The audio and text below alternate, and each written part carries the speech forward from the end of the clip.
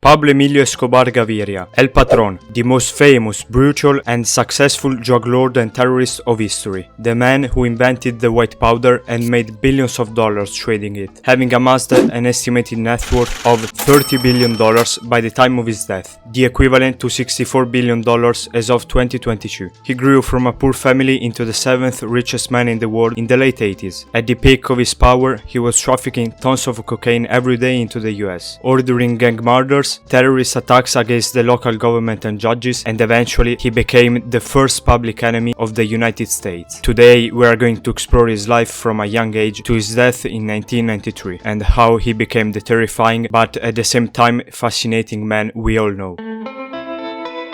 Pablo Escobar was born on the 1st of December 1949 in the city of Rio Negro, Colombia. His father, Abel de Jesus Escobar, was a poor farmer who often worked as a farmhand on the allotments of others to make ends meet for his large family of 7 children, of which Pablo was the third. Pablo's mother, Hermilda de los Dolores Gaviria, worked as a teacher in a local elementary school. Pablo was still young when the family moved to the city of Medellin. It was to this city that Pablo and his family, like so many others in Colombia, moved in the 50s. His mother hoped for a future as a student for her son, but already in his teenage years, Pablo was involved in petty crimes in the midst of the urban poverty that was rampant at the time. His early illegal activities included selling fake diplomas, smuggling stereo equipment, and stealing tombstones to resell with his brother, sending them off so they could sell them as the new gravestones. Escobar was also a car thief, and it is precisely because of this that he was first arrested in 1974. Actually, at some point, he briefly studied at Universidad Autónoma Latinoamericana of Medellin,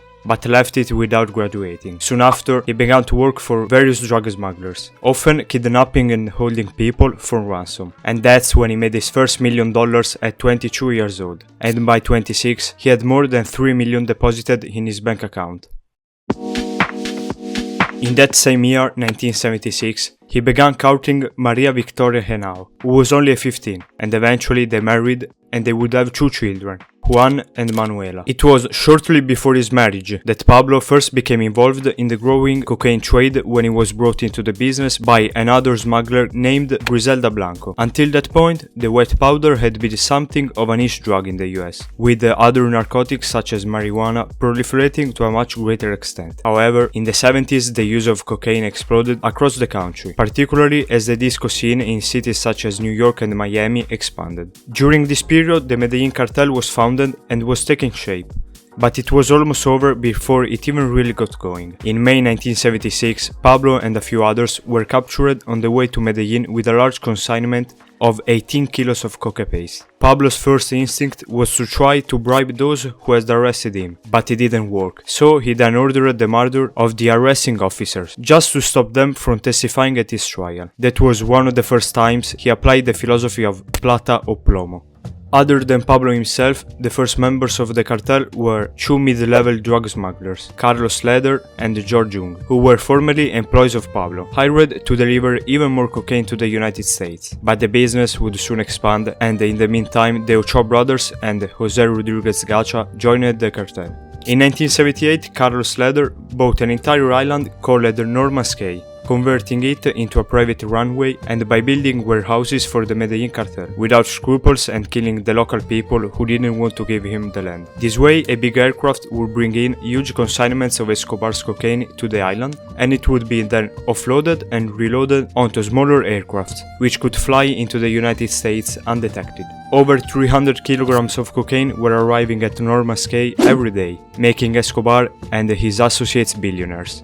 Also at this point, the cartel was operating in Colombia, Panama, Bolivia, Peru, Central America, United States, Canada and the Bahamas, and what started as a small network in the early 70s became one of the greatest criminal associations of all time, earning $60 million daily in profits and moving 15 tons of cocaine per day. Pablo Escobar owned 80% of the cocaine in the United States, and he spent $2,500 a month just to buy the rubber bands that held the stacks of cash. He also hid the money in the walls or underground.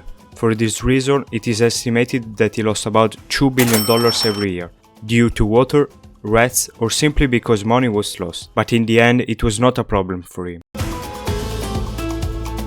With all the money Pablo was earning every day, he was also good at spending and enjoying it. Escobar bought some 20 square kilometers of land around Puerto Triunfo, where he developed the Hacienda Napoles, a vast complex for him and his family. This included a sculpture park, a Spanish colonial house, and even a zoo complete with exotic animals which he had imported into Colombia, including zebras, hippos, antelopes, elephants, giraffes, ostriches, and many more. Escobar was very obsessed with hippos, and importing them in the hacienda has led to a population of wild and feral hippos inhabiting this part of Colombia to the present day. Pablo Escobar also amassed a large collection of vintage and luxury cars and motorcycles, and even installed a kart racing track and a bull ring. There was also an airport at the hacienda, though this was for visitors, rather than being part of the Medellin cartel's business operations. Incredibly, he was able to also acquire a massive pink-colored mansion on Miami Beach in Florida in the late 70s, which was registered to his own name, a result of Escobar not being a notorious drug lord at this time, although the same property would be seized by the US government in the following years. But that's not it. Pablo also acquired a huge estate in the Caribbean on the island of Isla Grande, where he developed a grand estate here similar to the Hacienda Napoles, complete with a mansion, additional apartments, imported animals, swimming pools, and a helicopter landing pad for easy access in and out. Along with the Medellin cartel, he also had hundreds of properties across the country, which were often used solely for the purpose of hiding his money in very elaborate ways or to hide himself when needed. In September 1979, the Colombia government signed an extradition agreement with the US, which stipulated that anyone who imported large quantities of cocaine into the United States could be sentenced for their crimes there. This was a big problem for Escobar, because if he was arrested and sentenced in Colombia using violence and corruption, he could easily get out of jail or have a good time there. But in a US prison, he would rot until his last days. To counterattack, El Patron tried to gain popularity by becoming a Robin Hood in his country, building infrastructures for the citizens, such as soccer fields, parks, zoos, and even giving money to the poorest. All this popularity led him to think that it was the right time to get into politics to become the Colombian president, and ultimately get rid of the extradition law. He managed to win elections to the Colombian Chamber of Representatives in March 1982, but this move was actually his biggest mistake. Focusing that much attention on himself, the opposing politicians began to investigate, and the arrest of 1976, when he was caught with the 18 kilos of cocaine, came to light, and as a result he decided to step back from the political arena and give up on his dream of becoming the Colombian president. It was a humiliating exit, and Escobar was now determined to confront the Colombian government in more aggressive ways to reach his goals. A few months later, Rodrigo Lara Bonilla, who was trying in every possible way to prosecute Pablo Escobar, was hit with multiple bullets and died instantly. The authorities were now moving to fully implement the extradition treaty with the United States. As a response, El Patron opened contacts with the M19, a guerrilla organization that, under the financial support of Escobar, attacked the Colombian Supreme Court in Bogota, taking hundreds of hostages, most of which were Supreme Court judges, an attack that caused hundreds of deaths from both sides. In 1989, the drug lord also ordered the bombing of the Avianca Flight 203, resulting in the death of 101 passengers and 6 crew members. This was a passenger flight scheduled to fly from the capital city of Bogota to Cali, and destroyed by suicide bomber Jaime Carrera, who unwittingly destroyed the bomb designed as a recording device. Pablo Escobar was hoping to kill presidential candidate Cesar Gaviria, but luckily for him, Gaviria was told not to board the plane at the last minute, and as a result was not inside the plane when it exploded. These two, and so many other attacks, highlighted the dark side of who was thought a good person by the local citizens of Medellin, and started a snowball which led to his death a few years later.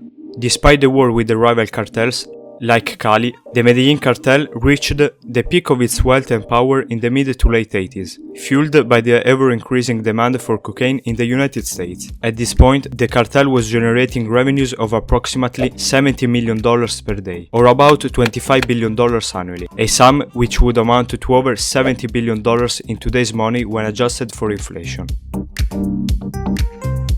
After Escobar's efforts to assassinate Cesar Gaviria and the assassination of Luis Carlos Galan, he now had to be captured and extradited by the authorities. However, just months later, a new constitution was promulgated for Colombia in 1991, but with the stipulation that it would not honor the extradition treaty with the United States. Pablo now decided to take advantage of this situation. He began to negotiate to serve a limited jail sentence in order to bring to an end his conflict with the state and make himself a relatively free man at the end of the process. On the morning of June 19, 1991, Escobar turned himself to justice to spend 5 years in prison, after having obtained from the Colombian government the guarantee that he would not have been extradited to the United States. Escobar arrives at La Catedral with his closest assistants, while his brother Roberto and the rest of the group of hitmen arrive in the following days. To Colombians, exhausted by the attacks of recent years, it still seems like a victory, but public opinion is unaware of the fact that the prison of Escobar is a prison of gold. The structure is immense and includes a billiard room, fitness center, bar corners, comfortable and spacious rooms, designer furniture, hot tubs, a soccer field, and a personal office. All this will only be discovered after the drug traffickers escaped the following year. And that's not all. Escobar got the government to choose the security guards. This allowed the clan to receive visits not only from relatives, but also from affiliates of the Medellin cartel and other famous people. In this way, Escobar continued to indirectly control the drug trafficking business, organizing barbecues with families, parties for friends, as well as orgies. It was not easy for Escobar to control the business from prison, and little by little he began to become an extortionist in the members of his few associates still in freedom. In fact, he asked for more and more money to cover the war expenses of recent years and to shelter himself from possible attacks by the Cali cartel, with which the Medellin cartel had been at war for some years. And after just 1 year in prison, Pablo Escobar, his brother, and 7 other people escaped from prison. As the conflict escalated, the number of his enemies grew, and the group known as Los Pepes, which brought together those persecuted by Pablo Escobar, began a bloody campaign that led to hundreds of deaths and lots of properties destroyed. This group also started collaborating with the police, and this coordination allowed the Los Pepes to dismantle the organizational machine that protected Escobar and the few remaining allies. The war against Escobar ended the day after the drug traffickers' 44th birthday, December 2nd, 1993, when a Colombian team located and surrounded him in a middle-class neighborhood of Medellin. Escobar suffered gunshot wounds in the leg and torso, and a fatal gunshot wound to the head. After the death of its leader, the Medellin cartel fragmented and the cocaine market soon came under the rule of the Cali cartel, and thus ended the cocaine empire of Pablo Escobar, the most known criminal ever.